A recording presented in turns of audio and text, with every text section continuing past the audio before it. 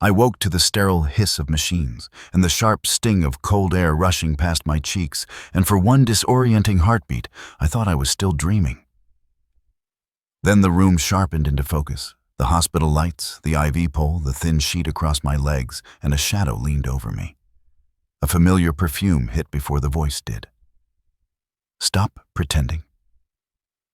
Marissa's whisper sliced through the fog in my head, low and vicious. Before I could form a single word, her hand shot forward and yanked the oxygen tube from my face. Air vanished. My lungs collapsed inward, clawing for breath that would not come. I grabbed for the bed rail. The sheet, anything but my hands, felt useless, weak, disconnected. The world narrowed to a tunnel of burning panic. She watched me choke as if I were an inconvenience she'd grown tired of. "You've held this up long enough," she muttered, brushing imaginary dust off her sleeve. "This drama won't stop what's coming." I tried to look for Evan, for my son, for the boy I raised with every ounce of gentleness I had. He stood at the foot of the bed, face ghost-white eyes fixed on the floor. He didn't move, didn't speak, didn't even flinch as I fought for air. The room tilted. Black spots burst across my vision. I thought I might die right there, too shocked to scream, too betrayed to understand why. Then a curtain shifted. Someone stood frozen in the doorway, half in shadow, tablet in hand. Dr. Adrian Keaton. His eyes locked onto Marissa's hand, hovering over me. Her face drained of color, but she recovered quickly, stepping back as if she'd merely been adjusting a pillow. My chest spasmed violently, and the world slipped away. When breath returned, ragged, painful, but real. It was because two nurses were leaning over me, one reconnecting the oxygen, the other checking my pulse. I sucked in air like a drowning man clawing his way to the surface. My vision cleared enough to see Dr. Keaton standing beside them, jaw tight, gaze fixed on Marissa. "I think you should wait outside," he said, his voice calm but unyielding.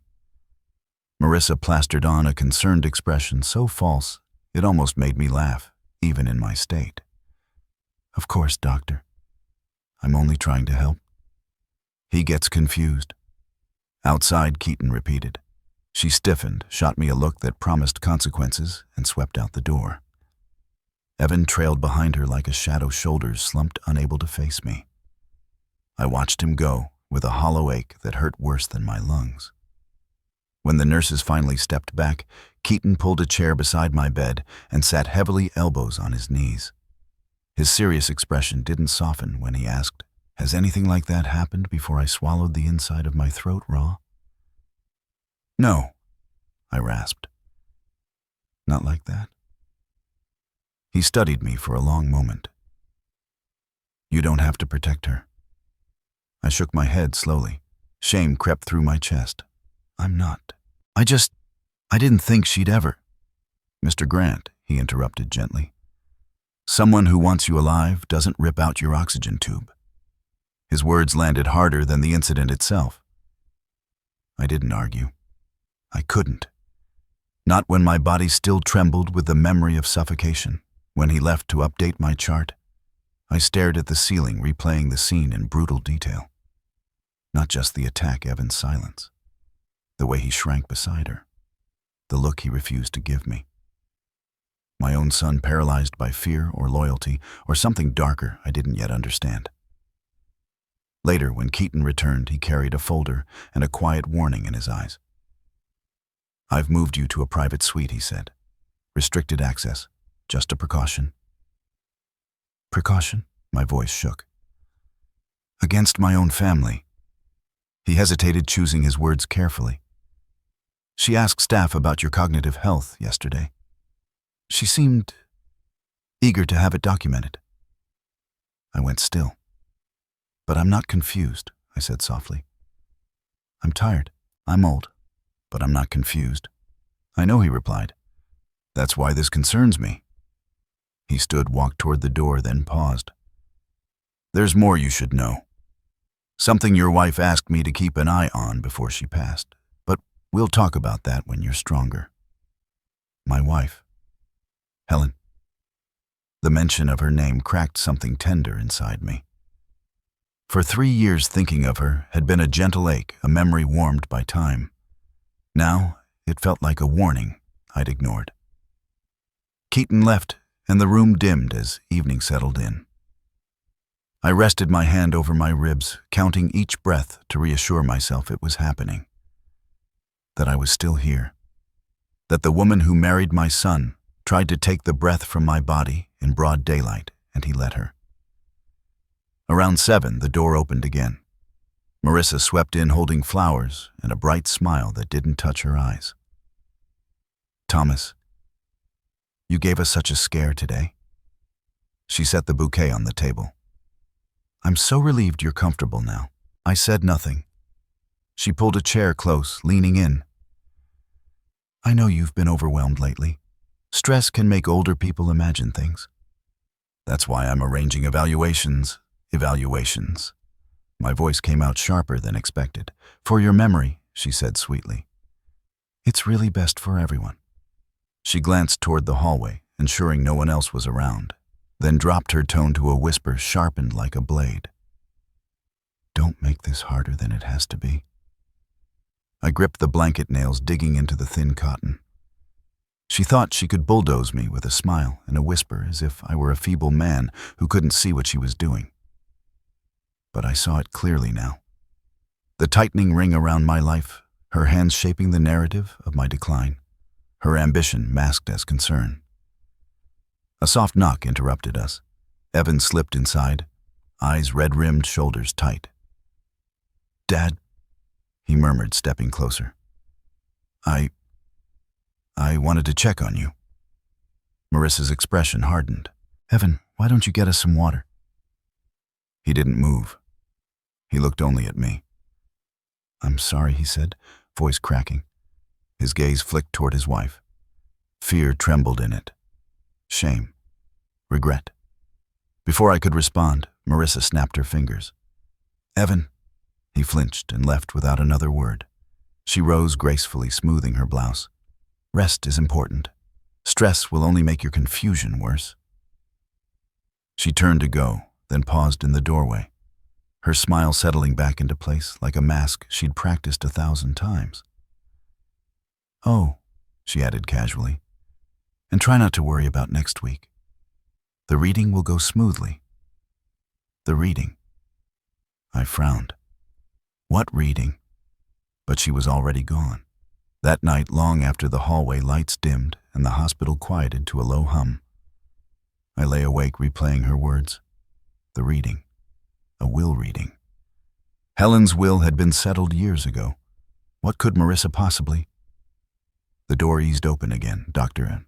Keaton stepped inside, his face tired but resolute. He checked the hallway twice before approaching.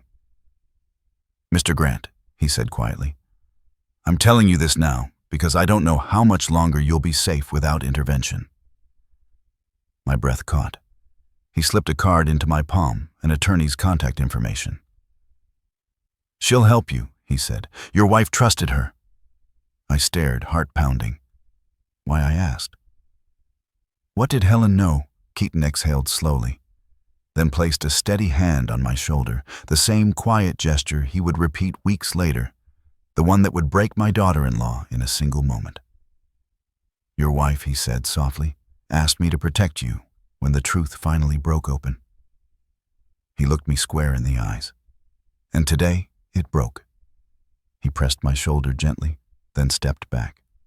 "Call this attorney before you call anyone else," he said. "And Thomas, do not be alone with your daughter-in-law again." When he left, the silence felt heavy, electric, charged with fear and revelation. I stared at the business card until letters blurred into one another. I thought about Helen. Her warnings I brushed aside. Her intuition, her strength, the way she always saw danger before I did. And I thought about Marissa, the tube in my throat, the smile afterward, the quiet promise of something coming. I closed my eyes and felt the air move freely into my lungs again. The simple act of breathing felt like defiance now, like a declaration she had failed. But she wasn't finished. Not yet. And neither was I. The morning after the incident felt unnaturally still, as if the hospital itself were holding its breath. Sunlight edged through the blinds in a thin strip too bright for the heaviness in my chest. I'd slept in short, broken stretches, waking every time a shoe squeaked in the hallway or a monitor chirped. My body felt as if it had aged a decade overnight. I was sipping lukewarm tea when the door opened, and Dr. Keaton stepped inside, carrying a tablet and a quiet seriousness that made my nerves tighten. He didn't bother with pleasantries this time. Instead, he closed the door behind him and drew the privacy curtain halfway.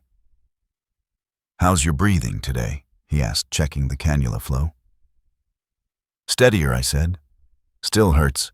It will for a while." His tone was clinical, but his eyes carried a weight that had nothing to do with medicine. "I also reviewed your chart from the past 2 months. There were requests made on your behalf. Requests you didn't sign." I set the tea down carefully.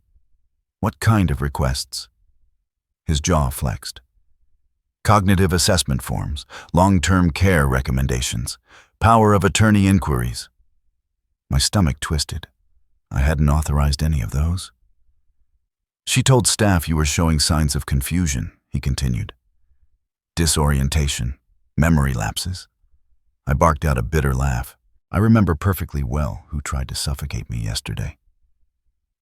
His eyes softened, but he didn't smile. "I believe you. But to the wrong people, her story will sound reasonable if it goes uncontested." I rubbed a hand over my face. "Why are you helping me, doctor? Why go this far?" He hesitated just long enough to make my heartbeat quicken. "Because your wife asked me to." A cold wave rolled through me. Helen Keaton nodded. "When she came in for treatment, she confided concerns about your daughter-in-law's behavior. Nothing she could prove, but enough that she wanted someone trustworthy watching from a distance." I stared at him, the words thick in my throat. It was like stepping into one of Helen's warnings, those gentle, worried whispers I brushed aside, insisting she was imagining things as her body weakened. I hadn't known she'd taken those worries to a doctor. "What else did she say?" I asked quietly. "That if anything ever seemed off, I should contact a specific attorney. She gave me a name and made me promise."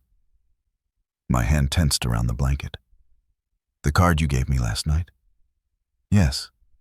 Adele Monroe. Your wife trusted her deeply." I exhaled shakily, the air trembling between my teeth. "Helen always saw trouble before I did." "That's why you're still alive," Keaton said plainly. The truth of it hit harder than anything Marissa had done. He placed the tablet on the foot of the bed. "There's something else.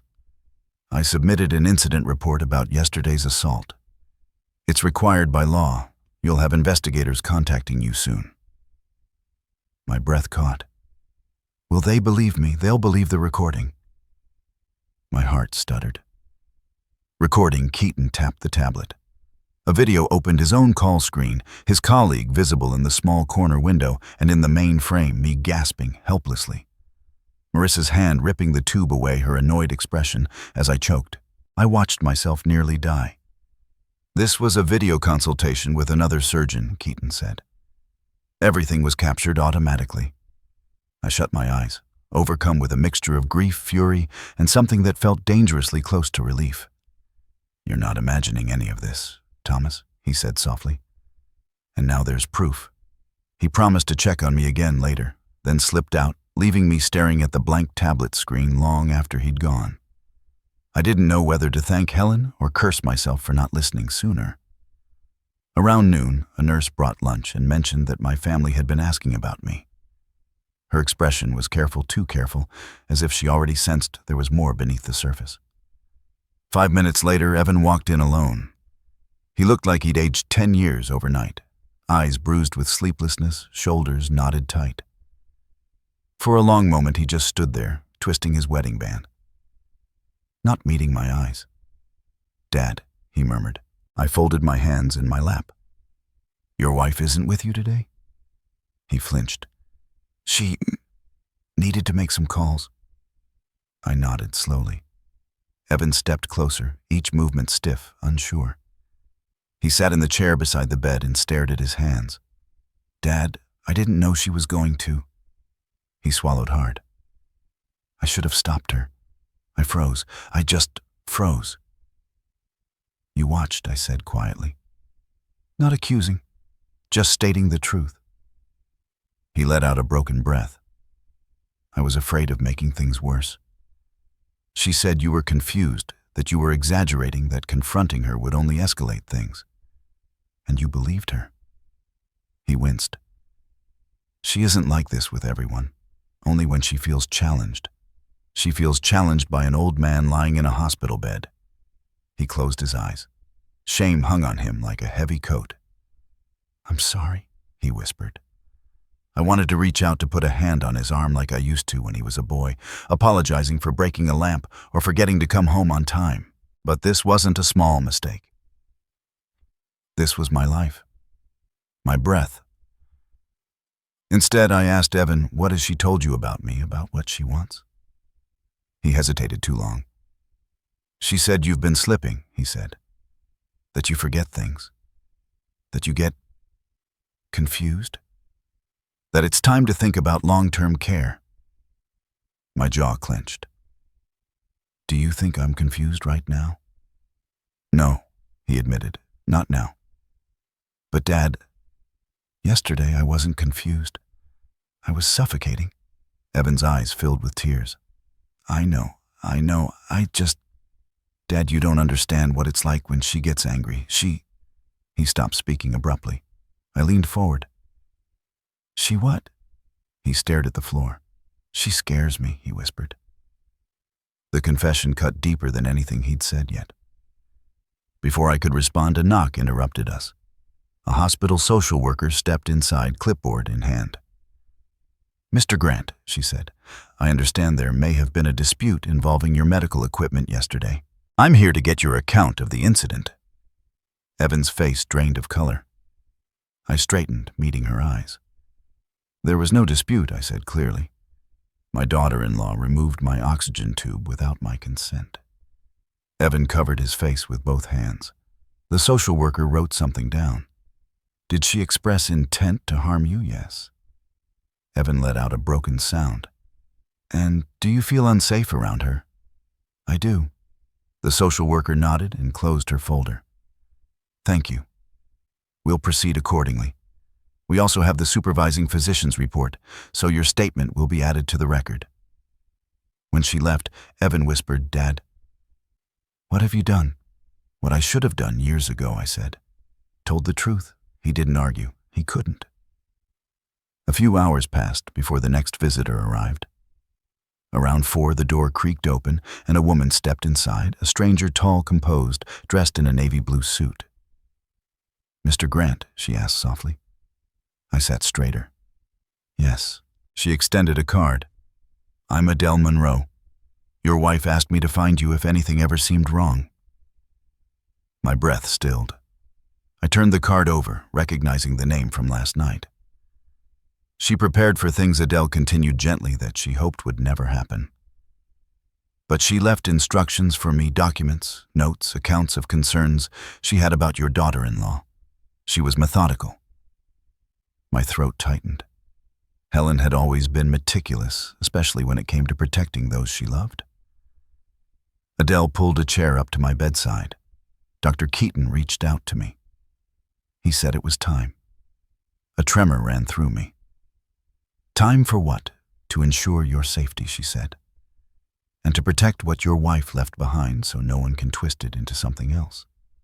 She opened her briefcase, revealing a neatly organized stack of files. "I need to ask you some difficult questions," she said.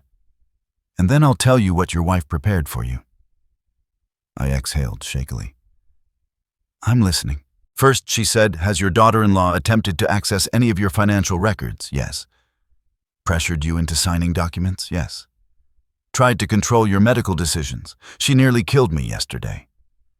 Adele nodded slowly, not shocked, only resigned, as if she'd expected every answer. "I'm sorry," she said quietly. Helen feared this. My breath caught. Feared what Adele met my eyes. That your daughter-in-law might one day try to remove you from the picture legally or otherwise. The room seemed to tilt. She built protections for you, Adele continued. Legal safeguards, financial barriers, recorded statements, witness letters, everything she could build while she still had time. I felt a tear I didn't expect slip down my cheek. She loved you very much, Adele said softly. I swallowed hard. What do I do now? You follow her blueprint, she said. And you don't let Marissa get near you again. Her words settled like anchors in my chest, heavy but stabilizing. I stared at my trembling hands. Once I'd thought age meant fading quietly. Now I understood something far different. Age meant endurance. Age meant surviving long enough for truth to surface. Age meant standing in the storm with the knowledge that you had seen too much to be easily fooled. I looked at Adele. Tell me what Helen planned. She opened the first folder. And just like that, my wife's voice lost to time and death began leading me again. The first night after meeting Adele Monroe, I didn't sleep more than an hour. Every time I closed my eyes, I felt the ghost of the oxygen tube being ripped from my face, the panic blooming in my chest, the betrayal in Evan's downcast eyes. The hospital room was dark, except for the soft glow of monitors. But even the quiet felt sharp, ready to cut. Around dawn, a nurse entered to check my vitals, and for once, I was grateful for the interruption. When she left, I stared at the ceiling, repeating the same question over and over. How long had this been building behind my back?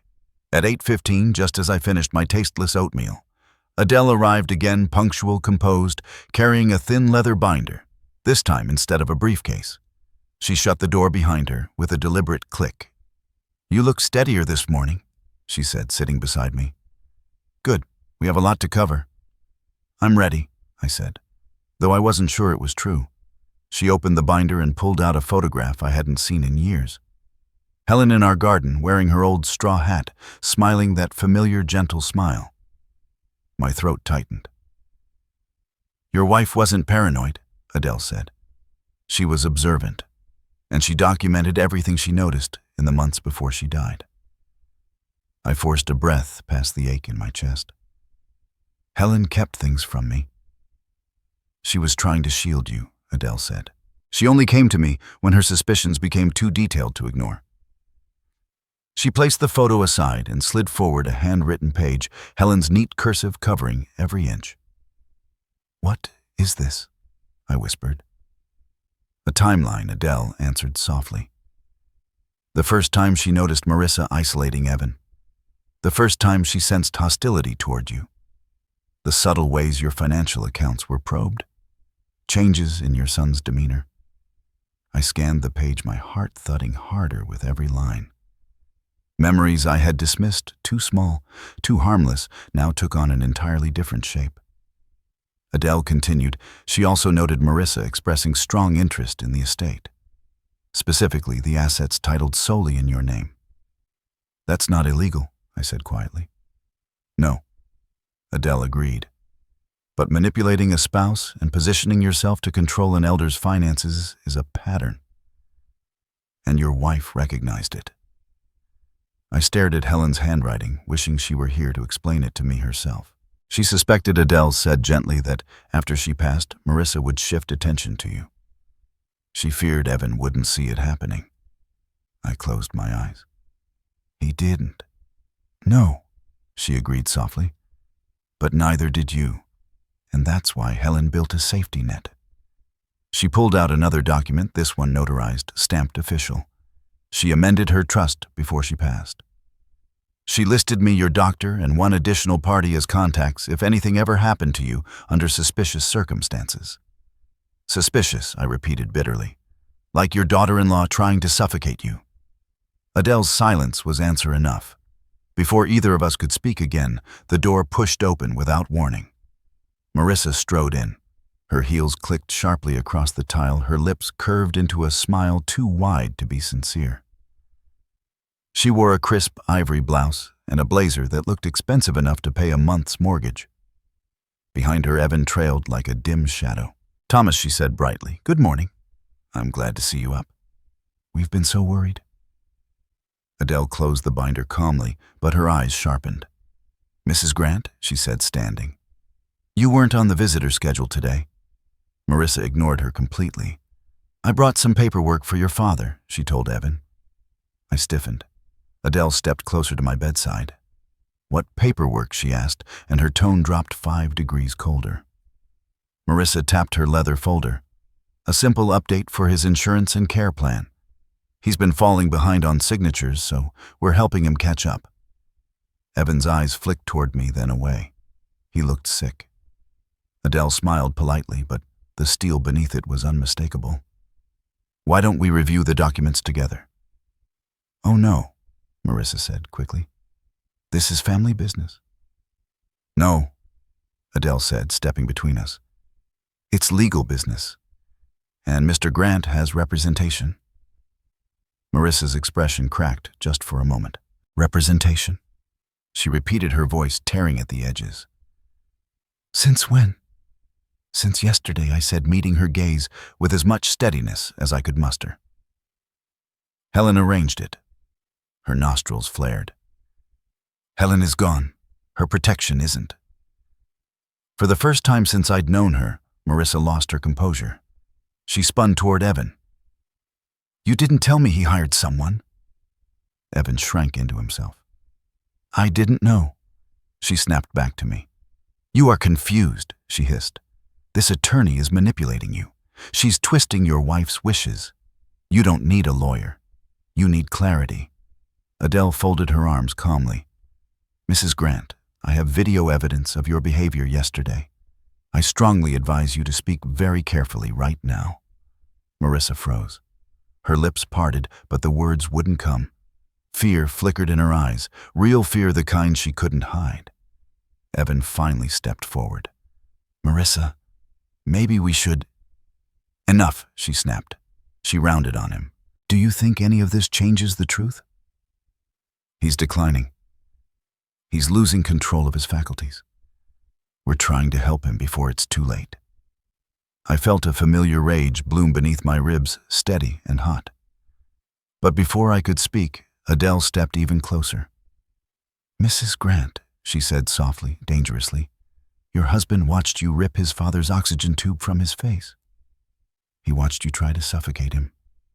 And now you're standing here pretending it never happened. That isn't control. It's desperation. Marissa shook her head slowly. You can't prove. We can, Adele said, and we will. Silence crushed the air between us. Finally, Marissa turned away in a sharp pivot. Come on, Evan, we're leaving. He's clearly being influenced. But Evan didn't move. He stood rooted in place, staring at the floor with trembling hands, the weight of yesterday pressing visibly on him. Evan, she barked. Let's go. He didn't look at her. Instead, he looked at me. For the first time in months, maybe years, his eyes met mine and held. I'll stay, he whispered. Marissa went rigid. What did you just say? He swallowed, voice cracking. I'll stay, you go. The shock on her face was almost violent. She stepped toward him, fingers curled into claws. We are not doing this here. Yes, he whispered. We are. Her gaze snapped back to me, full of hatred, sharpened to a point. This isn't over, she said. No. Adele replied coolly. It's just beginning. Marissa stormed out, slamming the door so hard the wall trembled. The echo lingered long after her footsteps disappeared down the hall. Evan sank into the chair beside me, burying his face in his hands. I don't know how to fix this, he said, voice breaking. I don't know how it got this far. I sighed, laying a hand gently on his forearm. You start, I said quietly, by telling the truth. He nodded, tears sliding down his cheeks. Adele looked between us, then opened the leather binder again. Mr. Grant, she said, we need to move quickly. Your wife left instructions, and we don't have much time before your daughter-in-law makes her next move. I braced myself. What instructions? I asked. Adele lifted a sealed envelope, Helen's writing unmistakable across the front. My name. Only my name. She wrote this for you, Adele said softly. But the rest, her legal strategy, the steps she mapped out, those are for all of us to follow. Evan wiped his face and sat up straighter. What strategy, he whispered. Adele held my wife's envelope between her fingers, the weight of it filling the air. Helen knew, she said. She knew Marissa would come for you someday. And she built a plan to stop her. She placed the envelope in my hands. My breath shook. I hadn't realized until that moment just how much of the battle Helen had already fought for me, and how much of the war was still left to come. The envelope sat in my hands like something alive, warm, despite the chill creeping through my fingers. Helen's handwriting, steady, elegant, unmistakable, curved across the front. Seeing her penmanship again felt like being struck in the chest and held steady all at once. Adele waited without hurrying me, her posture respectful, her eyes lowered. Evan sat beside me, hands clasped so tightly his knuckles had gone white. The room seemed to fade until all I could see was my wife's name for me, written as though she'd known exactly when I'd need to open it. I slid a thumb beneath the seal and lifted the flap. Inside was a single folded sheet of paper and a small key taped to the bottom corner. I unfolded the letter carefully, afraid it might crumble beneath my touch. As Helen's words revealed themselves line by line, the breath left my lungs in small, uneven pieces. My dearest Thomas, if you are reading this, something has happened, something I feared would come long after I was gone. I prayed I was wrong. I prayed you would never need this. But if Adele has given you this letter, it means danger has reached you. It means I was right about her. My throat tightened. Evan leaned in, trying to read from the side, but I lifted a hand. This part was mine first. Helen had written, I began noticing the changes before you did. How she looked at the accounts. How she spoke to Evan when she thought you weren't listening. How she watched you, evaluated you like you were a problem to manage, not a father to love. I kept quiet because I didn't want to burden you. But I started preparing just in case. I blinked, slowly forcing the words to steady themselves on the page. The key belongs to a safety deposit box. Inside are documents I gathered, copies of statements, photos, recordings. You might never need them. But if you do, trust Adele. Follow her instructions. She will know what to do. And Thomas, don't let anyone. The ink trailed off for a moment, as if Helen had paused to gather breath. She'd written this near the end. I could feel it. Don't let anyone convince you that you are weak or confused. You are the strongest man I have ever known, and I love you more than my own life. The final line blurred as tears welled in my eyes. It took me a moment to swallow the tightness in my throat. Adele reached out and touched my forearm lightly. She wrote it during her final month, she said quietly.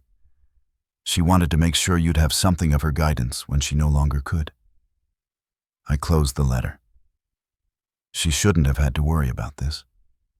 But she did. Adele replied gently. And she was right. Evan ran a trembling hand through his hair. Dad? She knew. All that time more than I did, I whispered. A knock broke the moment. A nurse stepped in to check my vitals, and all three of us fell silent until she left again. The world resumed its pace. But something had shifted inside me. A slow burn of resolve, replacing the hollow terror. We need to talk about the documents your wife collected, Adele said once the door shut. She pulled a slim folder from her binder and opened it on the tray table. Inside were printouts, screenshots, notes written in Adele's precise handwriting. These are copies I gathered after her death, she explained. Helen gave me names, locations, account numbers, dates. She left behind an entire trail. She must have worked on this in what little time she had. The guilt that struck me then was sharp and sudden. While I had been holding her hand through treatments, trying to memorize the sound of her laugh before it faded, she had been fighting a different battle entirely, protecting me from a future I refused to believe could exist. Let's start with this, Adele said, placing a document in front of me. It was a bank authorization form bearing my forged signature. Not a copy of something I had ever seen, not something I had ever signed. She attempted to add herself as an authorized user on your investment accounts, Adele said. This one was rejected because your handwriting didn't match. Helen retrieved the copy from the bank manager, who felt uneasy enough to keep it on file. Evan stared at the signature, horrified. She told me you'd added her yourself, he said quietly. She said it was for convenience. I let the paper fall gently to the table. Convenience, I murmured. That's what she called taking my breath from me, too. Adele continued. She also found evidence of Marissa contacting a consulting firm specializing in elder care transitions. She was researching guardianship laws, trying to find ways to claim you were incompetent. A cold shiver moved through me, not of fear, but recognition. Helen had seen the danger long before the rest of us. She knew Marissa's intentions, Adele said, and she trusted only you to protect yourself when the time came. Evan wiped a hand over his face. I should have seen it, he whispered. I should have noticed. You were under her control, Adele said firmly. Manipulation blinds even the strongest people. Your father understands that. I nodded. I do. Evan's shoulders sagged. He looked so much like the boy Helen and I raised, the gentle child who wanted everyone to get along, that it broke something in me to see the man he'd become under Marissa's shadow. Frightened, ashamed, small. I want to make this right, he said. I don't know how, but I will. You start, Adele said gently, by telling the truth when the time comes. And that time is coming very soon.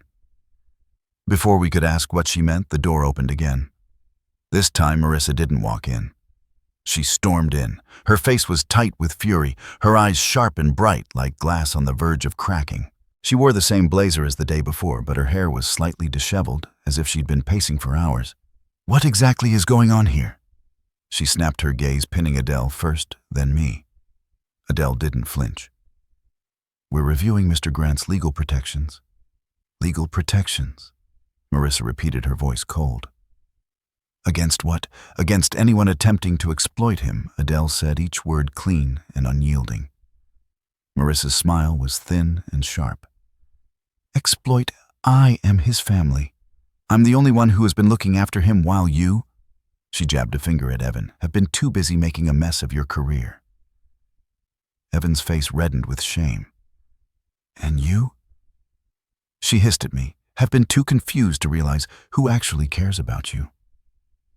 I'm not confused, I said softly. She froze. The stillness between us was so complete that I heard the soft hum of the oxygen machine beside me. Yes, I said again louder. I'm not confused. I saw what you did. I felt what you did. Her jaw clenched. You're twisting things. No, Adele cut in. You are, and it's over. Marissa turned on her like a blade in motion. You think you can come into my family's business and interfere?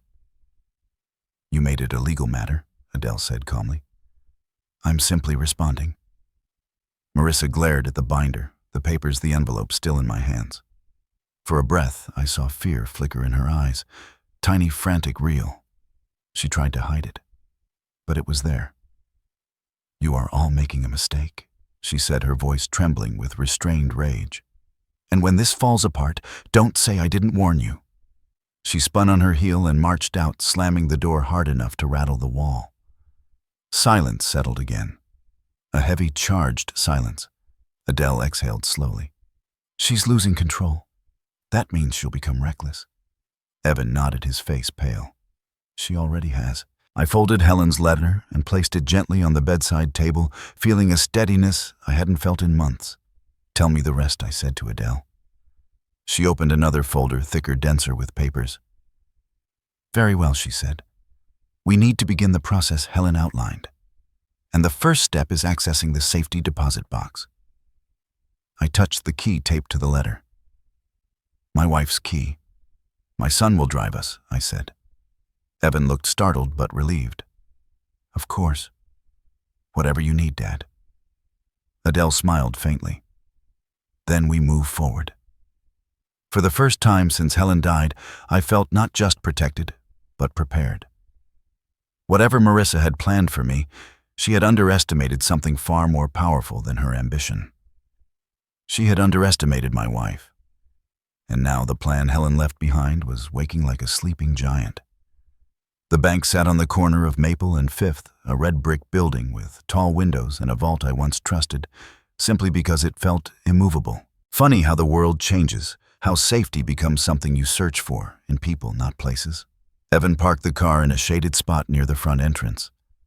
He gripped the steering wheel long after the engine turned off. His breathing was shallow, almost like he was bracing for impact. You don't have to come in, I told him gently. His jaw tightened. I do. Adele, sitting in the back seat, leaned forward. You don't have to speak, she added. Not yet. Just be present. That's enough right now. Evan nodded, though he didn't look convinced. I opened the door slowly. My body still ached from the assault, every breath a reminder. But I was steadier today, determined. The small key Helen left me felt warm in my pocket, as if her hand still lingered around mine. Inside, the bank air was cool and smelled faintly of paper and disinfectant. A young teller greeted us with a bright smile that faltered the moment she saw Adele's legal badge. We need access to a safety deposit box under Thomas Grant, Adele said. Of course, the teller replied, suddenly formal. Identification, please. I handed over my card and she typed quickly, her brow lifting as the screen updated. Yes, Mr. Grant, you're authorized. Please follow me. The vault was colder, a thick metallic cold that settled under the skin. Rows of numbered doors lined the walls, each holding something important to someone. But none more important than the one Helen left behind for me. Box 317. The teller used her master key while I inserted mine. When we turned them together, something inside the lock clicked with a sound that felt like the past opening its eyes. Take all the time you need, she said, stepping out. Evan closed the vault door behind her. Adele guided me to a small table where we could set the box. Ready, she asked. I nodded. She slid the box forward. It was heavier than expected. Inside was a sealed manila envelope, a flash drive, a small notebook, and a stack of printed papers bound with a clip. My breath caught. Helen's handwriting was on the notebook cover. For Thomas. In case I can't say these things myself. My hands trembled. Evan reached forward instinctively, then pulled back as if afraid to intrude. I want you to see this with me, I said. He exhaled shakily and nodded. I opened the notebook first. Helen's writing flowed across the pages, neatly, deliberately, like she'd wanted to make her thoughts as easy to understand as possible. Entry 1. I don't want to frighten you, my love, but I must record what I've seen. As I read, her observations unfolded in clear, devastating detail. Marissa's subtle comments about managing assets, her insistence on collecting the mail, her accidental access to my medical files, her questions about end-of-life planning, her attempts to isolate me from Evan, then isolate Evan from me. Helen had seen it all long before either of us did. She was documenting patterns. Adele murmured, scanning the pages. This is meticulous. Evan leaned over my shoulder. Dad? She told me Marissa was stressed, that she wasn't herself. She never told me she felt threatened. She didn't want to worry you, I said. He looked gut-punched. The next entries were harder. Helen describing her fear that Marissa's attention would shift fully to me once she was gone. Then, Entry 8. If she starts talking about cognitive decline, Thomas is in danger. She will use it as a legal wedge. Please, God, let me be wrong. I closed the notebook, blinking moisture from my eyes. Adele touched my arm gently. Helen was exceptionally intuitive and exceptionally brave. I nodded once, unable to speak. Evan wiped his face. I should have listened to her more. You weren't meant to carry this, I said quietly. Not then. She carried it for all of us. Adele reached for the stack of printed documents. This, she said, is the part we need to review carefully.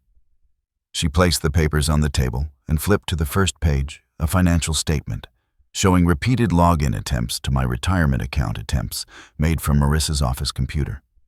Another page revealed emails sent to a legal service specializing in elder guardianship. Another included screenshots Helen had taken of browser history on the shared household computer.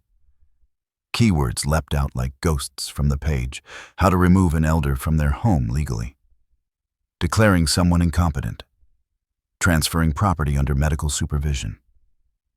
My throat tightened as I whispered, she was planning this even before Helen died.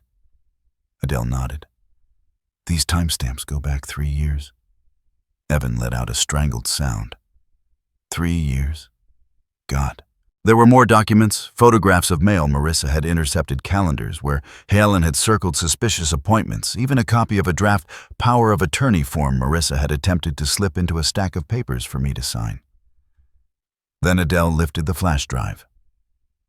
This contains audio recordings, she said. Your wife's. She recorded conversations with Marissa when she suspected wrongdoing. I haven't played them yet. Why not? Evan asked.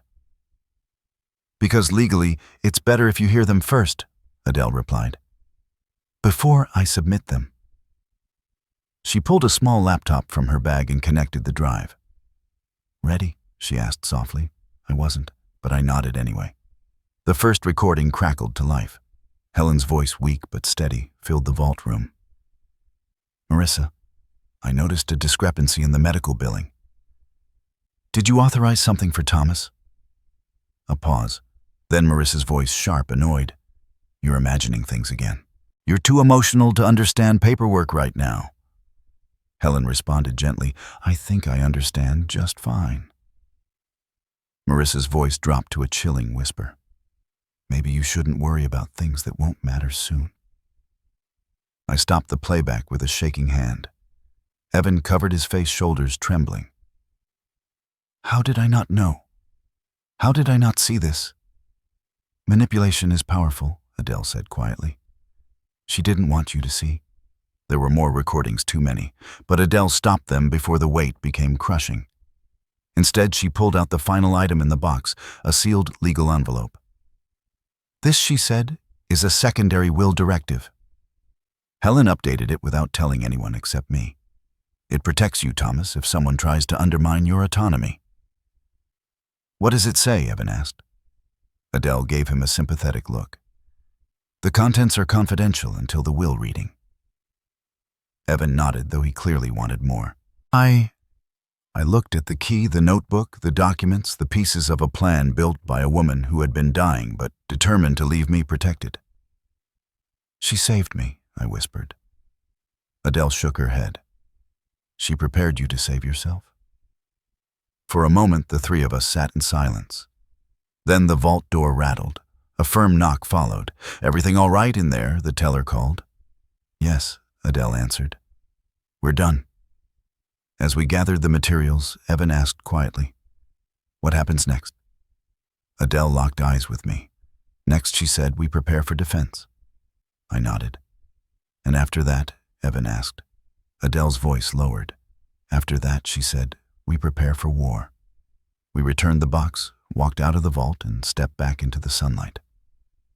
And for the first time since Helen's death, I felt her hand at my back, steadying me, guiding me forward. Whatever Marissa had planned, we were ready now. Ready in a way she never expected. Adele insisted on driving me back to the house herself, claiming I shouldn't return alone after everything that had surfaced in the vault. Evan followed in his own car, glancing at us every few blocks as if afraid we'd disappear at the next light. The three of us moved like parts of the same fragile procession, bound together by fear, guilt, and the sudden clarity of truth. When we pulled into my driveway, the house looked unchanged, same shutters, same neat shrubs Helen planted years ago, same quiet porch where she used to read in the mornings. But as soon as my feet touched the ground, I sensed the shift. This wasn't home today. This was a place someone else had already begun to dismantle.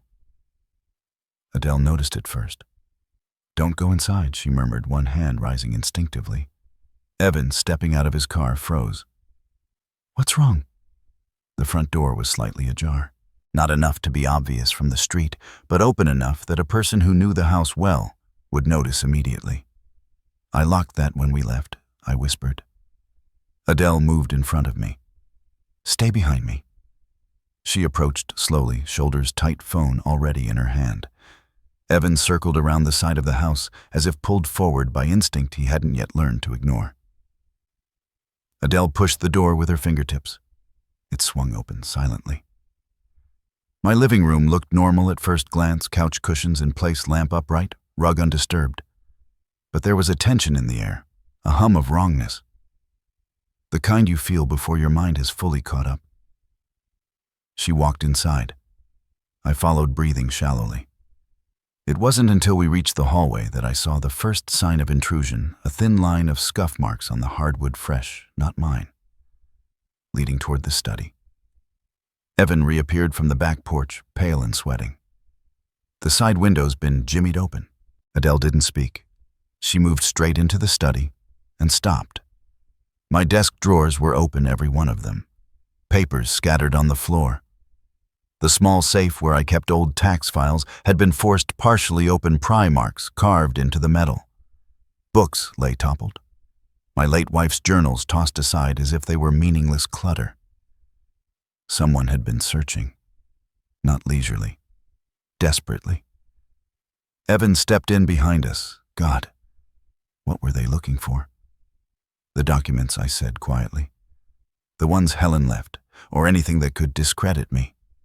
Adele nodded grimly. "Or anything they think Helen hid."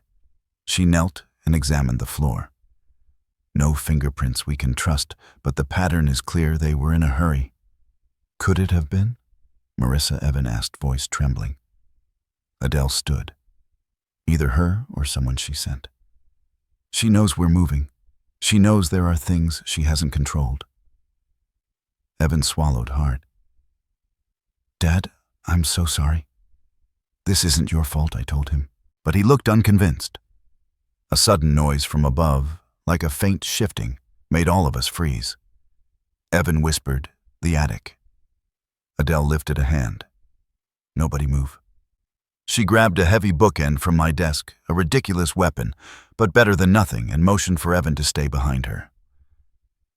I stayed in the doorway, my chest tightening with every beat of silence. She climbed the pull-down ladder slowly. Halfway up, she stopped. "What do you see?" Evan whispered. Adele exhaled softly. Boxes moved. Some are open. No signs of anyone still here. She continued up and disappeared into the attic. I held my breath until she re-emerged, lowering herself carefully. Whoever was here is gone. But they went through everything. Helen's filing boxes, her neatly labeled system of memories and records, had been rummaged through by someone who didn't know the meaning of reverence. My knees weakened, and Evan caught my arm to steady me. "They touched her things," I murmured, the violation hitting harder than the break-in itself. Adele put a hand on my shoulder. "This was meant as intimidation." "Or a warning," Evan said quietly. "No," she corrected. "This was a search." She walked back into the study, scanning the floor. "They didn't find what they wanted. That's why they tore through everything." "What did they want?" I asked. "The hard drive," she replied. "But I gave it to you." "Exactly," she said. "But they don't know that." Evan sank into a chair, rubbing his hands over his face. "She'll blame me," he whispered. "If Marissa thinks I'm helping you." "You are helping me," I said. "Yeah, but she won't just get angry. She'll retaliate," he swallowed. "She'll say I'm unstable, or that I'm being manipulated." "She's done it before." The words carried weight. Ugly weight. "What do you mean?" Adele asked. Evan hesitated, then spoke in a low voice. "She's told people I have depression. That I lie. That I'm emotionally volatile. She's been planting seeds for years. Adele nodded slowly. Laying groundwork to isolate you. To control the narrative. She always said she was just worried about me, he murmured. I believed her. I put a hand on his shoulder. She broke you slowly, son. That's what people like her do. Adele snapped her fingers softly. Both of you look at this. She pointed to something on the floor near the edge of the hallway. A single earring. Small, silver, delicate, and unmistakably not from my household. Evan stared at it. That's Marissa's. I've seen her wear those. My lungs tightened. She was in my house. Adele picked up the earring using a tissue. Good, we can preserve this. Will this help legally? Evan asked. It will prove she entered the property without permission, Adele said. But more importantly, it shows escalation. She's not just threatening, she's acting. I felt something shift inside me. Not fear this time, but anger. A focused, grounded anger. I hadn't felt in years. I walked into the living room, looked around at the aftermath of intrusion, then exhaled slowly. She thinks I'm weak, I said softly. She's counting on it, Adele replied. She thinks age makes me blind. That's what she wants you to believe. I shook my head. But she's wrong. Evan looked up, startled by the force in my voice. Adele studied me for a moment, then nodded approvingly. Good, she said. You're going to need that. We spent the next hour documenting everything. Photos, notes, a list of items disturbed. Adele called a locksmith and a home security team, scheduling immediate reinforcement. Evan helped clean just enough to make the place livable, though the deeper disarray in the attic would take longer to mend. When the locksmith finally arrived, Adele pulled me aside near the front window.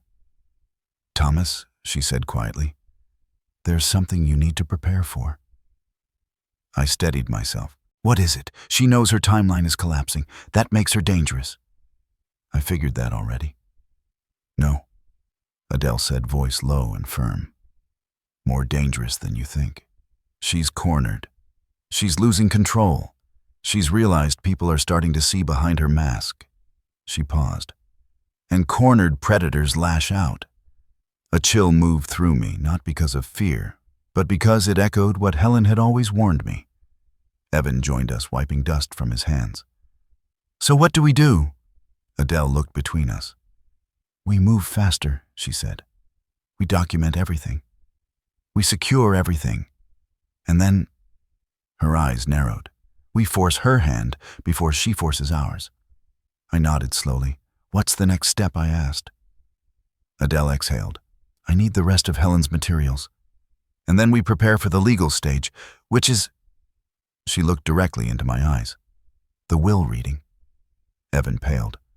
Marissa's been obsessed with that. Exactly, Adele said. Because she intends to control it, but we're going to be ready.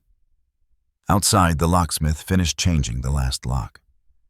The sun dipped behind the tree line, casting long shadows through the living room. The same living room Marissa had violated earlier that day. Adele gathered her things. Tonight you're not staying here, she said. It's too open, too vulnerable. I nodded, exhausted, but resolute. Evan rested a hand on my shoulder. Dad, wherever you go, I'm going with you. I looked at my son, really looked at him, and for the first time since this nightmare began, I saw the boy Helen and I raised, the one she said would always find his way home. All right, I said softly. Let's go. As we walked out the door, I felt the old house watching us leave, wounded but waiting. We weren't leaving forever. We were regrouping. And when we returned, it wouldn't be as prey. It would be as a family reclaiming its ground. Adele didn't take us to a hotel or a client residence. Instead, she drove us to a quiet residential neighborhood on the edge of town, where old oak trees arched over the street like cathedral beams, and every house had a porch light already glowing. These were homes built decades ago, solid, weathered by storms, held together by families who didn't move often. You'll be safe here, she said, pulling into the driveway of a blue craftsman-style home with wide steps and a deep porch. This belongs to one of my colleagues. He's out of state for 2 weeks. No one knows you're here.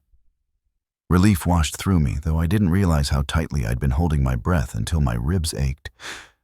Evan parked behind her, stepped out, and immediately scanned the street with nervous eyes, as if Marissa might emerge from behind the hedges. Inside the house was tidy and uncluttered. Soft lighting, worn leather chairs, the faint smell of cedar and laundry soap. I felt myself exhale fully for the first time since the break-in. Adele set her bag down. Let's start with what we know. She or someone working with her broke into your home. They were looking for evidence. That means they're afraid. I sank into a chair. They should be. Evan stood near the window, anxiety radiating off him in waves. She's going to know I'm helping you now. She'll come after me next. Adele shook her head. Not if we get ahead of her, and not if we follow Helen's plan. Hearing my wife's name spoken so confidently steadied me in ways I didn't expect. Let's review everything I said. No more secrets, no more hesitation. Adele nodded and opened her binder. Good. Because from this point forward, every step matters. But before she began, she paused and turned to Evan. You need to be honest about something, she said gently. Has Marissa ever threatened you specifically? Not just emotionally, but with consequences? Evan's face went pale. Yes. I felt something cold grip my stomach. What kind of consequences? He swallowed, staring at the floor. She said if I ever took your side, she'd destroy me. Tell my employer I was unstable. Tell friends I was violent with her. She said she had evidence. What evidence? I demanded. I don't know, he whispered. Probably fabricated. Maybe messages she twisted. Maybe recordings she edited. She always had an angle. Adele scribbled something. Then we need to prepare for that too. She controls perception because she pre-builds stories. Evan nodded, defeated. She continued. But now she's slipping. The break-in, that wasn't strategy. That was panic. I felt something in my chest settle into place, solid, resolute. Good. Let her panic. Adele allowed herself a small, approving smile. Exactly. She opened the binder to a section labeled Phase 1 Document Everything. From this point onward, she said, we gather every scrap of evidence, every text, every voicemail, every account login she attempted. We build a timeline using Helen's notes, your memories, and verifiable events. She slid a sheet across the table. And then she said, tapping the page, we build the case for undue influence, elder manipulation, and attempted coercion. Evan whispered, attempted. It feels pretty completed to me. Adele's expression sharpened. Attempted refers to legal completion, not emotional impact. They didn't gain the assets. They didn't get power of attorney. They didn't take control. She looked at me. Because Helen stopped them. And now we will. I nodded. Phase 2, she continued, is leverage. We don't reveal everything we have, not yet. We let her make the next mistake. And she will. Evan shifted uneasily. How can you be sure? Because people like her don't tolerate loss of control. She'll escalate, and we'll be ready. A sudden vibration broke the stillness. A phone. Evan fumbled for his pocket, but it wasn't his. It was mine. A text from an unknown number, where are you? Then another, we need to talk. You're making this harder than it has to be. And then if you keep this up, I won't be responsible for what comes next.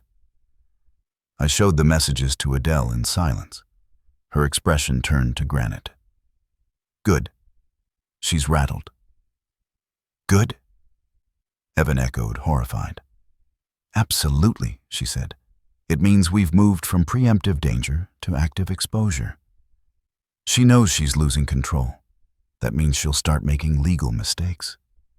But what if she makes violent ones? Evan asked. That Adele said calmly is why we're no longer in your father's house. She typed something quickly into her tablet. I've already contacted law enforcement about the break-in. I didn't name her yet, but the report is filed. Everything from here is layered protection. I swallowed. Tell us the next step. The next step, Adele said, is preparing for the will reading. It's scheduled in 4 days. 4 days, Evan's voice cracked. I didn't know it was that soon. You weren't supposed to know, I murmured. Adele continued. Your wife's legal directive activates certain disclosures. Evidence will be allowed if the court finds cause. And do they have cause, I asked. Adele lifted a brow. Marissa ripped your oxygen tube out. I'd say that qualifies. I huffed out a breath, half a laugh, half exhaustion. All right. She made another note. But before the reading, we need to compile a timeline. She opened a new page. Start from the beginning, she said softly. The first red flag you ignored. A bitter smile tugged at my mouth. How much time do you have? All night, she answered, and we did just that. We talked until the sun dipped low, casting amber through the windows. I told them about the small things, first Marissa intercepting mail, making comments about my forgetfulness, offering unsolicited help with bills. Evan listened, guilt tightening his features with every detail I recounted. Then the bigger things, the pressure to sign documents, her constant hovering, the way she criticized my independence. Adele wrote everything down, organizing each event into a structure I could barely follow. But when we got to the night Helen died, I paused. Evan looked at me, expression wounded and searching. Dad. What about that night? I drew a slow breath. She wasn't grieving, Evan. She was calculating. He closed his eyes. Adele looked up. Explain. When everyone left the room, I said, voice trembling. She leaned close and said, at least things will be simpler now. Evan flinched as if struck. She said that to you, he whispered. I nodded. I never told you. You were devastated. I thought I imagined it. Or that grief twisted her words. Adele scribbled furiously. That wasn't imagination. That was intent. The room grew heavier. Then Adele asked the question I'd been avoiding. Thomas, when did you first feel physically unsafe around her? It took me a long moment. 3 months ago, I admitted. When she adjusted my medication doses without asking. Evan reeled back. She what? She called the pharmacy pretending to be me, I said quietly. I didn't understand why my pills made me dizzy, why I was tired all the time, why breathing felt harder than usual. Adele clicked her pen off. That's enough for tonight. She closed the binder with a quiet finality. You both need to rest, she said. Especially you, Thomas. Tomorrow we reinforce the story with documentation. Then we prepare for the confrontation. I hesitated. What confrontation? Adele looked at me steadily, the one that will happen before the will reading. Because she won't wait. She knows you're slipping out of her control. Evan rubbed his hands over his face. What if she finds us? Adele turned off the lamp beside her. She won't, she said firmly. But if she tries, we'll be ready. I lay awake long after they both settled in for the night, staring at the ceiling, listening to the quiet house breathe around us. And somewhere deep in my memory, I heard Helen's voice. Be careful, Thomas. Wolves don't come only in the dark. They come when your guard is tired. But tonight, for the first time in a long while. My guard wasn't tired. My guard was rising. I woke before dawn, my mind still sifting through the fragments of everything we'd uncovered the night before. The temporary house was quiet, wrapped in that soft blue stillness that only exists before the sun fully rises. I sat at the edge of the guest bed, feeling the old ache in my ribs from where panic had seized them a week earlier. But beneath the physical pain was something sharper resolve. A car door shut outside. I stiffened instantly. Footsteps moved toward the house, quick, determined, wrong for this hour. I grabbed my phone and stepped quietly into the hallway. Adele was already there, fully dressed, her hair pulled back, a file tucked under one arm. She held up a hand before I could speak. "I know," she whispered. "Stay quiet." Evan stepped out of the room behind me, blinking sleep from his eyes. "What's going on?" "Someone just got out of a car," I murmured. "By the porch." Evan paled. "She found us." Adele shook her head. "Not necessarily. Stay here."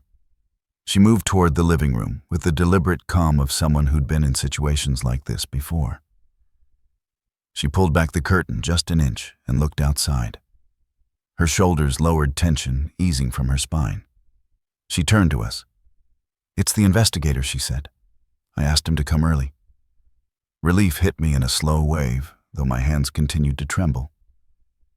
"Come meet him," she said. The man who stepped inside a moment later looked nothing like the private investigators you see in movies.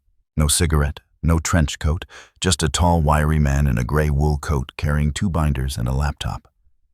His eyes were sharp, alert, but kind. "Mr. Grant," he said, shaking my hand firmly. "I'm Robert Pierce. Your wife hired my firm years ago. I'm sorry we're meeting under these circumstances." I swallowed hard. "You knew Helen?" He nodded. "She came to us when she first suspected something. She was extraordinary, sharp, intuitive, and very protective of you." My throat tightened. "That sounds like her." Adele gestured to the living room.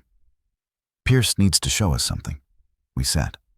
Evan perched on the edge of a chair like he was waiting for a verdict. Pierce opened the first binder. This is what Helen gathered during the final months of her life.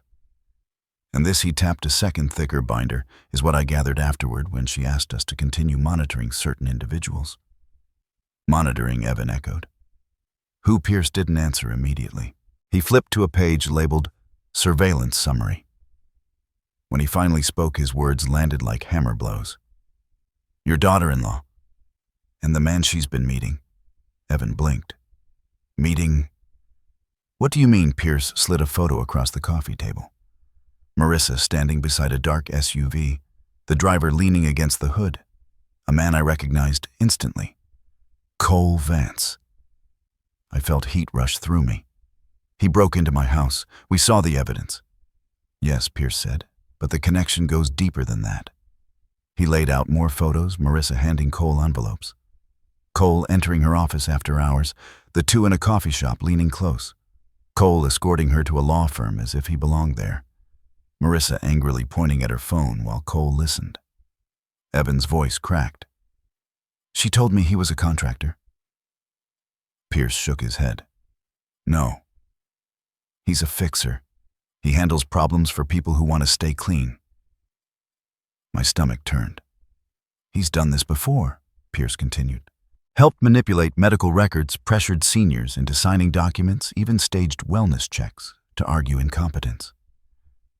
Evan covered his face with his hands. Adele asked, "Does he have a criminal record?" Pierce hesitated. "Not officially, but reputation, yes. He skirts the law but rarely leaves evidence." "He left evidence in my house," I said softly. Pierce nodded. "Which means he slipped. And that means they're desperate." He continued flipping pages until he reached a section labeled Phone Records. "Marissa has been calling Cole almost daily for the past 6 months," he said. "Mostly short calls, some longer meetings. The timing aligns with several key incidents." He recited them one by one. The week my medications changed. The week my mail began disappearing.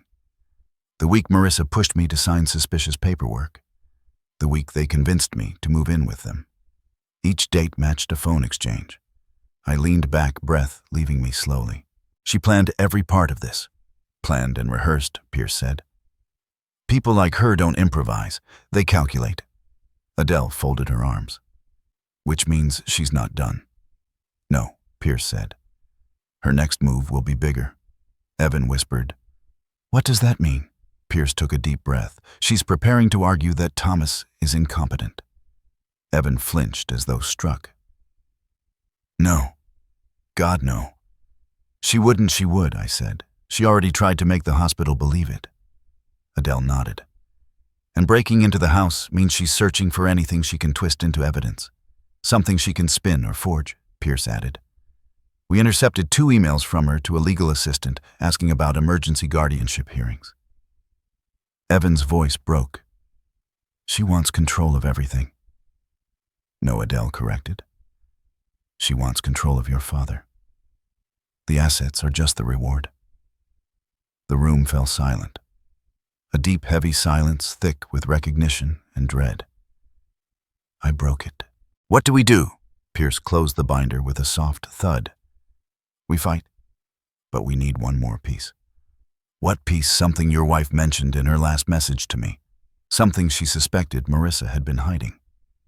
Hiding, I repeated. What else could she possibly hide? Pierce opened the laptop. A video loaded a clip from a home security camera belonging to one of Marissa's former neighbors. The footage showed a younger Marissa in a different city, standing in a driveway beside another elderly woman. The woman was crying. Marissa was yelling.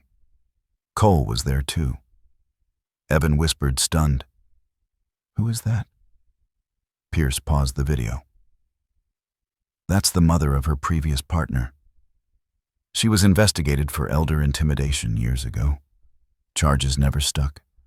Cold washed through me. Helen had hinted at suspicions. But this was a pattern stretching back years.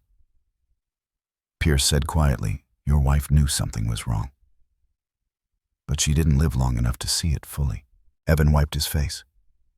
"Dad, I'm so sorry. I was blind." I placed a hand on his shoulder. "You're not blind anymore." Adele leaned forward. "Pierce, what's the missing piece?" He hesitated. "We believe Marissa may have forged a medical document, something that would allow her power over Thomas's care." Evan's eyes widened. "Like end-of-life authority?" Pierce nodded. My stomach clenched. "Can we find it?" "We have a lead," Pierce said. "But getting it means confronting her contacts." "It's risky." "Do it," I said immediately. Pierce gave me a respectful nod. "Then we begin today." Evan looked at Adele, voice barely steady. "Is there anything we can do?" "Yes," she said. "Prepare for the will reading tomorrow. That's when everything becomes public record. And that's when she loses control of the narrative." Pierce added, "But before then, she will act. Maybe tonight. Maybe tomorrow morning. She will make a move." "What kind?" Evan asked. "Something aggressive," Pierce said. "Something irreversible." A chill rippled down my spine. "Then we stay alert." Adele gathered the binders. "We'll be ready." But even she didn't sound entirely convinced. As Pierce left to continue his investigation, Evan sank onto the couch beside me. "She's going to destroy me when this comes out," he whispered. "No," I said, gripping his hand. "She already tried. But you're still here, and you're stronger than she ever wanted you to be." He nodded, tears in his eyes. Adele checked the window one last time. "Get some rest, both of you. We'll need our strength." But I didn't rest. Not really.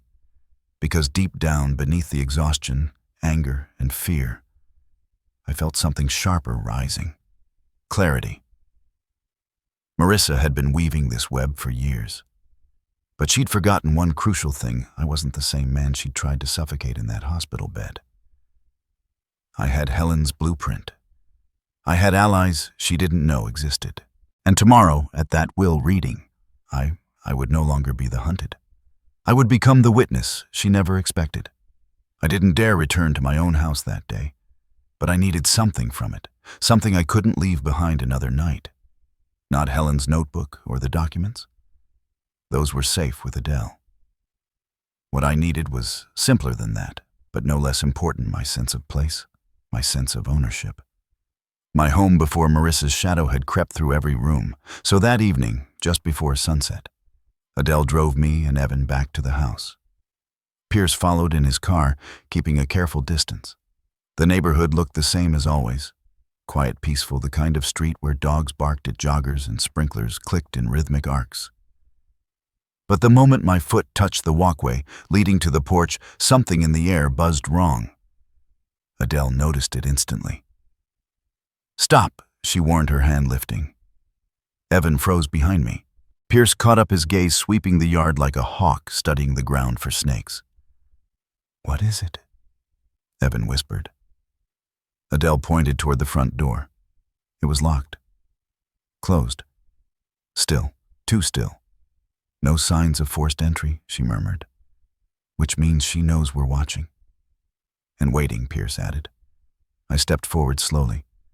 "We just need the cameras installed. Then I'll feel safer." "Safer," Pierce corrected, "but not safe." Adele turned to him. "Keep watch from the yard. Evan, you stay with your father." She unlocked the door and nudged it open, then entered with the caution of someone expecting an ambush. The house smelled like dust and old wood. Nothing appeared disturbed since the break-in, but the silence had a weight to it, as if someone had been here too recently for the walls to forget. We moved from room to room, checking for damage. Everything was exactly as we'd left it. Until we reached the living room. Pierce spotted it first. "The vents," he murmured. "Someone tampered with them." He pointed at the metal grate near the floor. It had been unscrewed and reattached poorly crooked against the baseboard. Evan paled. "What does that mean?" Before anyone could answer, Adele's phone buzzed. She glanced at the screen, and her face sharpened in alarm. "What is it?" I asked. She turned the phone so we could see. A message. Sent to her anonymous legal hotline. A video file. Recorded from inside my house, from earlier that afternoon. The thumbnail showed a figure crouched beneath the hallway vent. Dark clothing, baseball cap, gloved hands. And beside him, Marissa. My breath caught hard enough to ache. Evan whispered, "Oh my God." Adele tapped the video. It opened with a faint, static hiss. Marissa's voice came first, low, controlled, angry. "Hurry up. He'll be back tonight." The man Cole grunted. "If he has a new lawyer, we can't risk another surprise. We need leverage."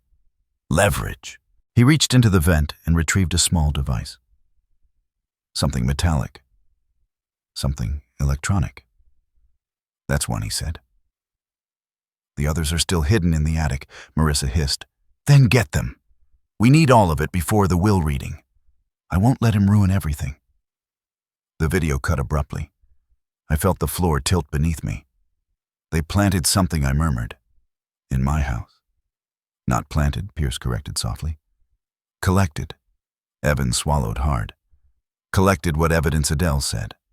Anything she feared Helen left behind. Anything that could tie her to wrongdoing. Anything that could protect you." My knees trembled. "They were here," I said faintly. "Today, while we were gone." Evan's voice cracked. "She knew where the safety house was?" "No," Adele replied, "but she knows your father must return at some point. She's preparing for every angle." Pierce moved to the vent. "I'll check the system. Don't touch anything." Evan helped me into a chair. My lungs felt tight fear pressing into my ribs. Adele crouched so she could meet my eyes. "Thomas," she said gently. "Do you understand what this means?" "Yes," I whispered. "She's escalating." "And she's desperate," Adele added. "This is the behavior of someone about to lose control. She knows tomorrow's will reading is her last real chance to shape the narrative." Pierce stood and wiped his hands. "The vent was tampered with recently. Very recently." Evan collapsed onto the couch, his breath shaking. "Dad, we need to go. We shouldn't stay here." He was right. We all knew it. But I also knew something else. If we left now, Marissa would believe she had succeeded in frightening me off. And that was something I refused to give her. I steadied myself, gripping the arm of the chair. "Let's set up the cameras," I said. "All of them." Adele studied me, weighing my tone, then nodded. "Pierce." He opened a duffel bag. Small black devices, discreet, quiet, professional, glinted beneath the lamplight. "We'll cover the living room, hallway, attic entrances, and your bedroom," he said. "Everything uploads to a secure cloud. Only Adele and I will have access." We worked as a unit, Pierce installing cameras, Evan holding lights, Adele documenting the placement of every device. I walked from room to room with them, my heartbeat steady now, purposeful. The house had been violated, my privacy shredded, Helen's memory trampled through. But now we were reclaiming every inch. When we reached the attic ladder, Pierce paused. "Do you want to see what they did up there?" I did. I climbed slowly, gripping each rung. Evan followed close behind, in case I slipped. The attic was dim, but the flashlight cut through the gloom. Boxes had been opened, pushed aside. Papers scattered across the insulation. Helen's handwriting peeked out from several torn envelopes. They'd searched for hours. What were they trying to find? Evan whispered. "Anything that threatens her," I said. "Anything that proves she's dangerous." Adele reached into one of the boxes and lifted a stack of files untouched. She didn't find everything she said. Helen hid things too well. I felt tears sting the corners of my eyes. My wife saved my life again, even after she was gone. Adele exhaled. Now it's our turn to finish what she started. We descended the ladder, leaving the attic looking exactly as we found it, because soon we'd want law enforcement to see the untouched evidence. The sun had fully set by the time we finished installing the cameras. The house felt different now, not safe, but fortified. As we prepared to leave, Adele took one more sweep through each room. When she stepped back onto the porch, she checked her phone. Her brows lifted. "You need to hear this," she said. She played a voicemail. Marissa's voice spilled through the speaker, dripping with feigned sweetness. "Thomas, it's me. Evan said you weren't feeling well again. I want to check on you. You shouldn't be alone right now, especially with tomorrow being so important. Call me soon, please." I closed my eyes. Her voice no longer hurt, it sickened me. Evan whispered, "She knows she's cornered." "No." Adele corrected, "She knows she's about to be exposed." Pierce locked the front door behind us, double-checking everything before following us to the cars. "What now?" Evan asked once we were seated. "Now," Adele said, putting the car in reverse, "you go somewhere she can't find you, and you rest. But tomorrow, she said firmly, is the beginning of the end." We drove back to the temporary house. Pierce followed, keeping a watchful distance. That night, after Adele and Pierce left to prepare their evidence logs, I stood alone by the window, looking out at the quiet neighborhood. Outside wind moved through the trees with a soft hush. I pressed a hand over my chest, feeling the steady beat of my heart. This wasn't fear anymore. This was readiness. Marissa thought I was weak. She thought I was alone. She thought age made me blind, slow, and easy to manipulate. She forgot something important. Age didn't make me weak. It made me patient. It made me observant. It made me willing to wait for the perfect moment to strike back. And tomorrow, the will reading, she'd finally see the truth. Helen always knew I was not the victim of her story. I was the trap she'd walked into. I didn't realize how long I'd been pacing the temporary living room until the digital clock on the mantel clicked from 9:30 to 9:31. My nerves felt sharp, skittering just beneath the skin, and every creak of the old house made my shoulders tense. Evan sat on the couch, elbows on his knees, staring at the floor as if waiting for it to speak. Adele had told us to rest, but rest felt impossible. By 10:40, I'd finally settled into the old recliner, trying to convince myself to breathe slower, deeper. I reminded myself we weren't at my house. We weren't exposed. We weren't vulnerable, or so I believed until the lights flickered once. Then went out completely. Evan froze. "Dad." I stood slowly, my heart pounding. "Don't move. Stay still." The house fell into a cavernous darkness so complete it swallowed sound. But somewhere outside, faintly, I heard the hum of electricity from other homes on the block. Street lamps glowed through the curtains. Only our house was dark. Adele's words returned like a cold wind. She will act before the will reading. Something aggressive, something irreversible. I reached for my phone to turn on the flashlight. Before I could press the button, a shadow moved across the window. Slow, intentional. Not a passerby. Someone watching. I felt Evan step closer to me, breath trembling. "Is she?" "No," I whispered. "Not her." A second shadow passed behind the first, taller, broader. "Cole." I grabbed Evan's wrist. "We go to the back hallway. Now." We moved in the dark, hands brushing the walls to orient ourselves. My chest tightened, not panic this time, but instinct. Something old and deep, the same survival fire that lit inside me in the hospital when Marissa ripped out my oxygen. This time I wasn't powerless. From somewhere near the porch came the soft, unmistakable sound of metal on metal, the attempt to bypass a lock. He was breaking in. Evan's voice cracked. "Dad, what do we do?" "Stay quiet," I whispered, "and stay behind me." The lock gave with a muffled pop. The front door creaked open. Evan clamped a hand over his mouth. I pulled him into the shadowed hallway, pressing him against the wall. He shook, but he stayed silent. Footsteps entered the house, heavy boots, deliberately slow, the kind of slow that said the intruder wasn't afraid of who might be inside. Cole's voice crept through the darkness. "He's here somewhere. Check the bedrooms." Another voice followed, sharper, panicked. "Marissa." My jaw clenched. "You said he'd be alone," she hissed. "You said we could get what we needed before the reading." "Shut up," Cole muttered. "Just find the drive." The hard drive Adele secured. They didn't know it wasn't here. They moved toward the hallway. Flashlights flicking across walls and floors. "We need to move," I whispered. Evan nodded shakily. I eased him toward the laundry room at the back of the hall, small, cramped, but out of the direct line of sight. We slipped inside, leaving the door cracked just enough to hear. Cole stopped in the hall. "He didn't bring luggage," he muttered. "Search the drawers." A drawer slammed open, then another.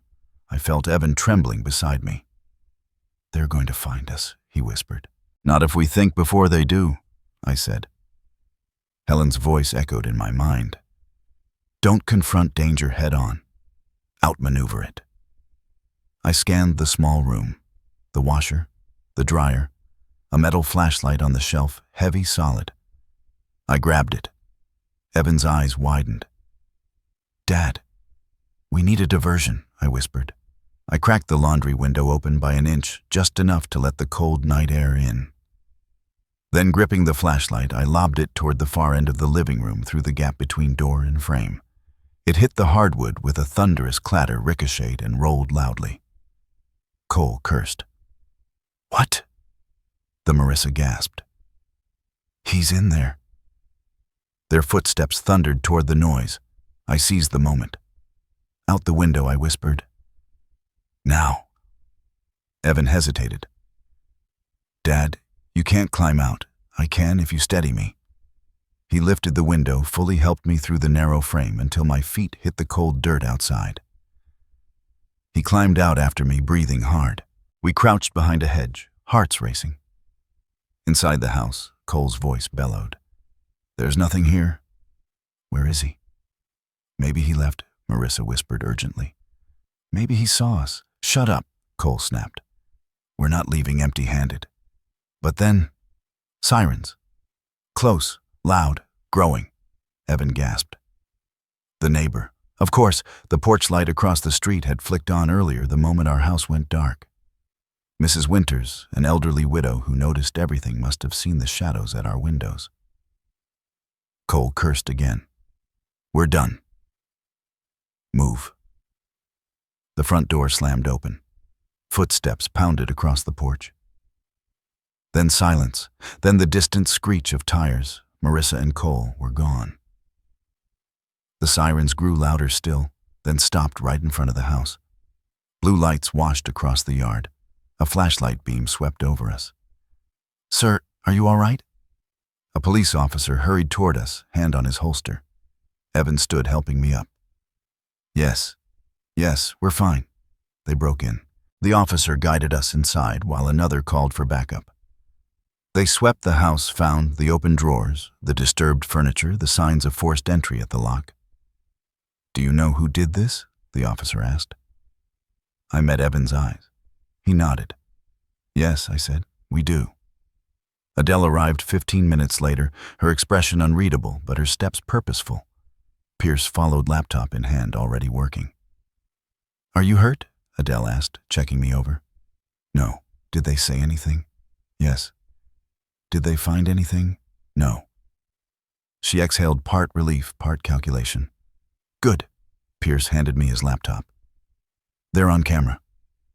He played footage from one of the cameras we'd installed earlier in the attic, Marissa and Cole tearing through boxes, whispering urgently. Then another clip, Marissa pacing the living room. "We'll find it," she hissed. "And when we do, he'll be done. He won't embarrass me tomorrow." Adele stiffened. "This is better than I hoped." "Better," Evan echoed. "They almost Dad could have." "No," Adele said firmly. "They were searching, not waiting in ambush. And that matters legally." She turned to the police officer. "We will provide full video evidence. This constitutes breaking and entering property damage and attempted theft of protected legal documents." The officer nodded grimly. "We'll add this to the report." After they left, Adele guided me to the couch.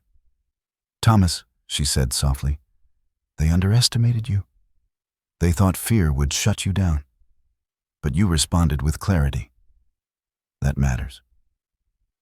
I rubbed a hand over my face. I didn't feel clear. "You acted clearly," she insisted. Evan sat beside me. "Dad, I'm sorry I panicked. I didn't know what to do." "You did exactly what you should have," I said. "You came with me. That was enough." Adele smiled slightly. "And now we take everything, every recording, every broken lock, every threat, and bring it to the will reading tomorrow." Evan exhaled shakily. "What's going to happen there?" Adele's expression turned focused, sharp, almost fierce. "Tomorrow," she said, "the estate attorney will hear the truth Helen spent her last months documenting." And Marissa, Evan whispered. Adele's voice was steel. "She will hear the one sentence she spent years trying to avoid." I leaned forward. "What sentence?" Adele met my eyes. "The truth has finally caught you." The room fell silent. And this time, the silence didn't feel frightening. It felt like the calm before justice. Marissa's face was the first thing I saw when I stepped out of the courthouse. Not the sky, not the steps, not the reporters clustered like vultures. Her face, stiff, pale, contorted around a fury she could barely contain, was waiting for me just beyond the doors, as if she still believed she had any claim on my life. She tried to move toward me, but Adele stepped between us with the precision of a closing gate. "Don't," Adele warned quietly. For the first time since I had known her, Marissa actually hesitated. Her eyes flicked from Adele to me, then to Evan, who stood slightly behind my shoulder, his posture firm. Different. Changed. This was not the same son who had cowered beside his wife for years. "You ruined everything," Marissa hissed at him, her voice trembling with brittle rage. "Your father manipulated you. Both of you will regret this." "No," Evan said. "I regret every day I didn't stand up to you sooner." It was calm, steady, proud. Her nostrils flared. Before she could spit out another word, a uniformed officer approached her with deliberate steps. "Mrs. Hartwell, you're required to remain on site. The DA wants additional statements. Please follow me." Marissa stiffened. "I'm not going anywhere with, It's not optional," the officer said. Cole stood several yards behind her, hands cuffed, being loaded into a patrol car. His expression was resigned, almost bored, as if this were merely the next job he'd mishandled. But when his eyes met mine, the boredom slipped, replaced by something sharp. Not hatred. Recognition. I had survived him. Marissa realized what that look meant. She spun toward him. "Don't say anything. Not a word. Do you hear me?" Cole tilted his head slightly. "You never paid me enough to go to jail for you." Her face drained of color. The officer guided her toward the courthouse, and for the first time, she looked small-cornered prey who'd finally reached the end of every hallway she'd fled down. Adele touched my elbow. "Let's go. You've had enough for one day." Evan helped me walk down the steps carefully, one hand steady between my shoulder blades. My heart felt full in a way it hadn't in years. Because today justice hadn't just arrived, it had walked straight into Marissa's world and dismantled every lie she'd built her life upon. We drove back to my house, my home, the first place I'd ever shared truly with Helen. The property was quiet, the roses she had planted gently brushing in the wind. I stood at the foot of the porch steps for a long moment, just taking it in. Evan spoke first. "You sure you want to be alone tonight?" "I can stay." I looked at him, really looked at him. The lines in his face were still tight from the emotional beating of the last weeks, but there was a steadiness in him I hadn't seen since he was a boy. Sitting on this very porch, explaining to me his dreams for the future. "Son," I said softly, "you've been carrying fear for too long. Tonight, go home. See your daughter. Let her know everything is okay." Something in his eyes broke open. Something wounded, but healing. He nodded. "I love you, Dad. I love you too." After he drove off, Adele lingered with me on the porch. "She'll go to prison," Adele said. "Not for long. The felony counts are still being processed. But long enough." "I don't want revenge," I told her. She smiled faintly. "You didn't get revenge. You got justice. Your wife would be proud." My throat tightened. "I hope so." "I know so," she said simply. We said our goodbyes and I stepped inside my house alone. The air felt different, safe, whole, mine. I walked through each room slowly, touching the back of chairs, the edges of tables' picture frames holding decades of memory. For the first time in months, the silence didn't frighten me. It soothed me. In the living room, I paused in front of a photograph of Helen and me standing at the coast on our 30-year anniversary. The wind had blown her hair wild across her face, and she'd laughed as I tried to brush it away. I touched the glass lightly. "We did it," I whispered. And for a moment, a brief, impossible moment, I swore I could feel her there beside me. Warm, certain, proud. The days that followed were not dramatic. No explosions, no sudden appearances, no threats left on my doorstep. Only a quiet unfolding of life, returning to its proper shape. The DA pressed formal charges. The estate settled according to Helen's wishes. Evan regained shared custody of his daughter. And the house became peaceful again. One evening, maybe a month later, I sat on the porch as the sun dipped low behind the trees and Emily curled into the rocking chair next to me, her little feet swinging. "Mommy can't come near us anymore," she said softly. "No," I replied. "Not for a long time." She looked up at me with those big questioning eyes children have. "Are you still sad, Grandpa?" I thought about the hospital, the panic, the tube, the betrayal. Then I thought about Helen's meticulous preparations, her love woven through every safeguard she left behind. I thought about Evan rediscovering himself, reclaiming his life. "I'm not sad," I said after a moment. "I'm grateful. Grateful I'm still here. Grateful your grandmother loved us enough to protect us, both of us." Emily smiled. "I love her, even if I never got to say bye." She knew, I said. She always knew.